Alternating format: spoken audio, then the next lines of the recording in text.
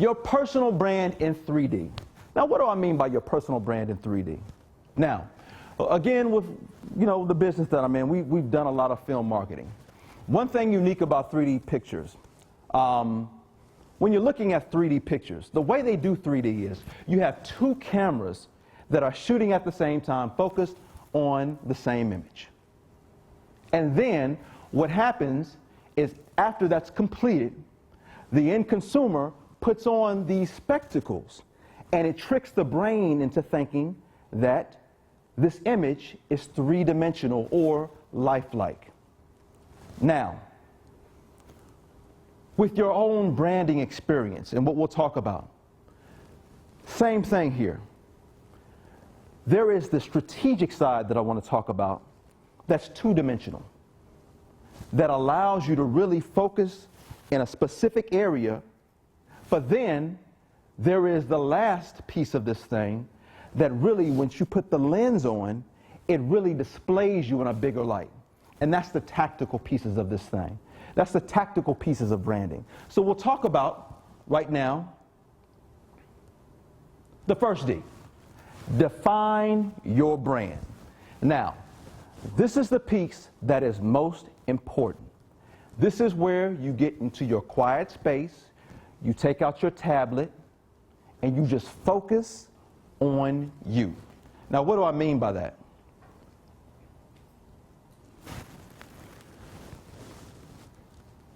I asked myself the question, okay, Nick, you've had everybody in this world define who you are, but really, who are you? That's a tough question.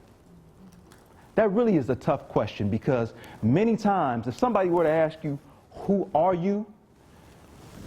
You really ought to think about it for a second, because that's something that we really don't think about. We think about, what do people want me to be? When I was working at UPS, one of the things that I had to do was shave off my goatee, because that's a part of their culture. No facial hair. I'll never forget, I came home and my niece was living with me at the time, and believe me, I delayed this as long as I can until my manager finally came to me and said, Nick, okay, I like you and all, but you gotta shave the goatee. And so during the lunch hour, I went and I shaved it off.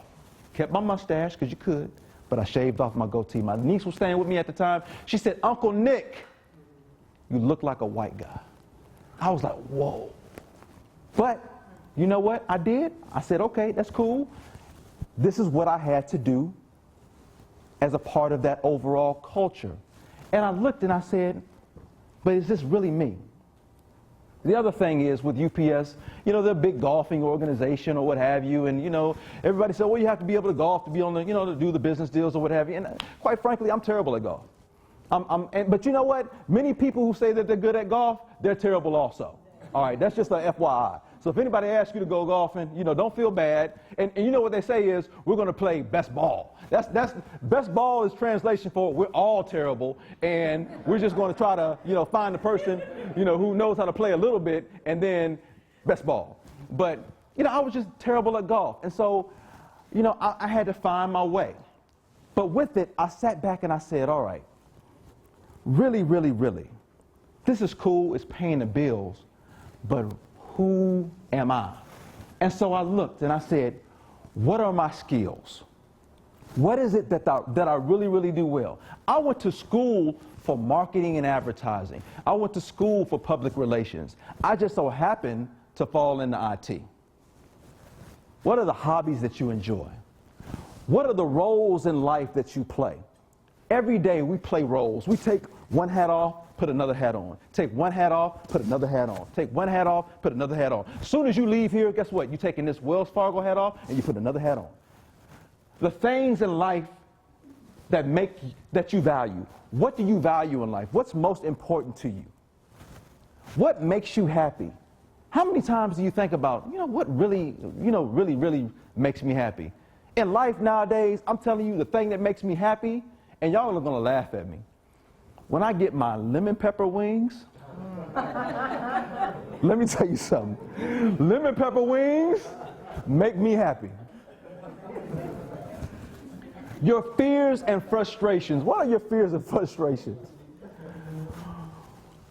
Who do you wish to emulate? Who do you look up to? Who are those individuals where you're like, okay, man, you know what, that person has got it going on. Now, I'll pause you there for a second. Be careful who you emulate. Be careful who you emulate.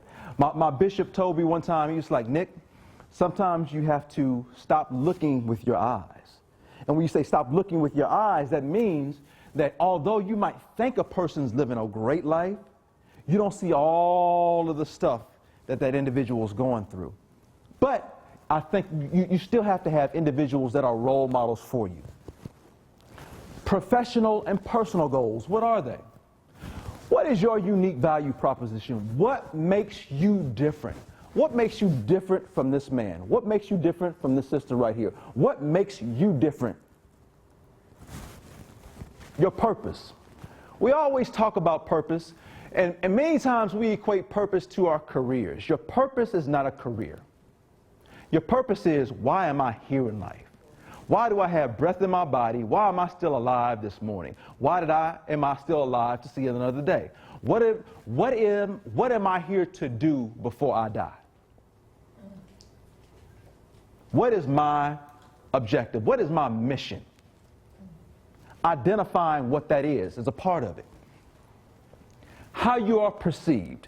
What do people think about you? When people look at you, what are their thoughts? What are their thoughts when they look at you? Do they think you're not reliable or you are reliable? Do you get things done or are you on Facebook all day? You know, do you come to work on time or are you here late, leave early? You know, what are the perceptions that people have of you? And you have to be realistic with yourself. What would you like to achieve in life? What is it that, you know, at the end of the day, when you turn, God willing, 80, 90 years old, and you look back at your life and say, you know what, I've achieved this. What is that? What is it? One of the things when I looked at, you know, UPS and I asked this question before I decided, you know what, I just have to leave, is that I went to many retirement parties. And you'd had individuals that had worked for UPS for, 30, 40 years. They got the gold watch, rah, rah, rah, rah, rah, rah. Literally, it'd be a gold watch, rah, rah, rah, rah, rah, rah, rah. And, you know, they had their money. They had the stock options tight. They were living. But it was, you know, it was just that. And I said, okay, is that necessarily what I want? And there's nothing wrong with that. There's absolutely nothing wrong with that. But for me, it was just, you know, something in my heart told me that I was just meant for something more, to do more. The next D, remember, this is the two-dimensional part. This is the strategic part. Your brand mission statement and strategy.